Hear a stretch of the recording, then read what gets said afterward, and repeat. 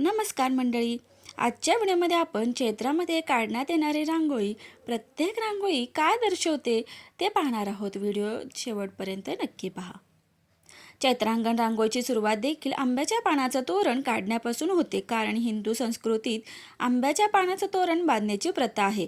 सूर्यापासून घरातल्यांना ऊर्जा मिळावी, चंद्राची शीतलता मिळावी, चांदण्यातला आल्हाददायी अनुभव मिळावा या उद्देशाने आंब्याच्या तोरणानंतर या रांगोळीत चंद्र, सूर्य, चांदणी हे आकाशस्थ ग्रह काढले जातात.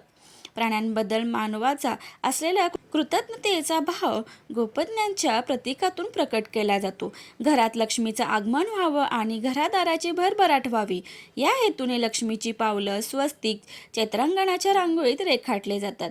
सौभाग्यलेणी म्हणून करंडा, फणी, मंगळसूत्र रांगोळीत काढलं जातं. कमळ म्हणजे शोभा, वैभव, कीर्ती, मांगल्य याचं प्रतीक.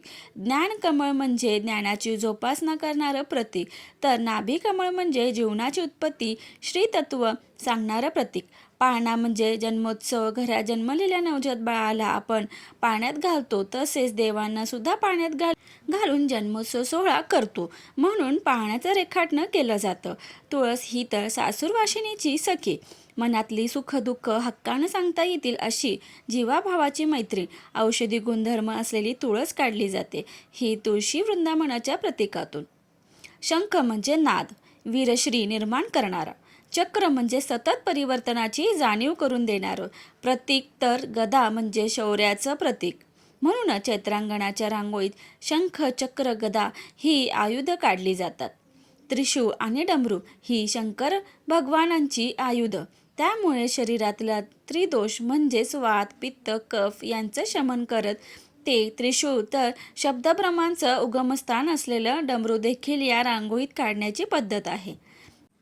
कुठल्याही मंगल प्रसंगी देवापुढे कलश ठेवला जातो. कलशातलं पाणी म्हणजे जलतत्व, तर नारळ हे जीवनाचा सन्मान करणारं असतं. तसंच तांब्या भांडं हे अतिथीचं स्वागत करण्याचं साधन. म्हणूनच चैत्रांगणाच्या रांगोळीत कलश आणि तांब्या भांडं काढलं जातं. कासव संथ गतीने चालून देखील विजयी होतं. कासव ज्याप्रमाणे आपले हातपाय आवरून घेतं, त्याचप्रमाणे आपणही आपले विकार आवरावेत असा संदेश देणाऱ्या दीर्घायुष्य प्राण्याचं, कासवाचं रांगोळीतून रूप रेखाटलं जातं. गरुड हे विष्णूचं वाहन. गगनाला गवसणे घालण्याचं सामर्थ्य घरातल्या सर्व सदस्यांना मिळावं यासाठी गरुडाचं प्रतीक दारात काढलं जातं. सर्प हा बळीराजाचा खरा मित्र.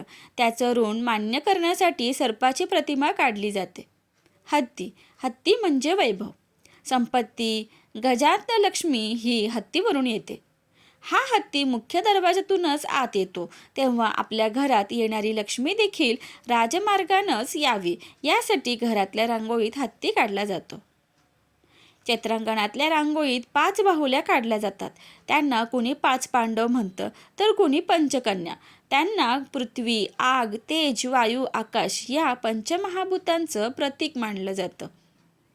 घरात देवांचं अधिष्ठान हे असलंच पाहिजे. देवाची जागा म्हणजे हा देवारात देखील या रांगोळीतलं महत्त्वाचं आहे. तर भक्ती आणि श्रद्धा यांचं बलस्थान म्हणजेच पालखी. सगळ्यात शेवटचं प्रतीक म्हणजे वेल. वंशविस्ताराचं प्रतीक असलेला हा वेल काढल्याने घराण्याचा वंश पिढ्यानपिढ्या वाढत राहतो अशी श्रद्धा आहे. चैत्रांगणाची वैशिष्ट्यपूर्ण रांगोळी रेखाटली जाते, ती या अर्थपूर्ण अशा प्रतीकांच्या साहाय्यानं. प्रत्येक प्रतीकातलं श्रेष्ठत्व आपल्या घरात आणि घरातल्या प्रत्येक सदस्यांनी आत्मसात करावं, हाच या एक निर्भेळ हेतू असतो. माहिती आवडल्यास व्हिडिओला लाईक, शेअर आणि सबस्क्राईब करायला विसरू नका. धन्यवाद.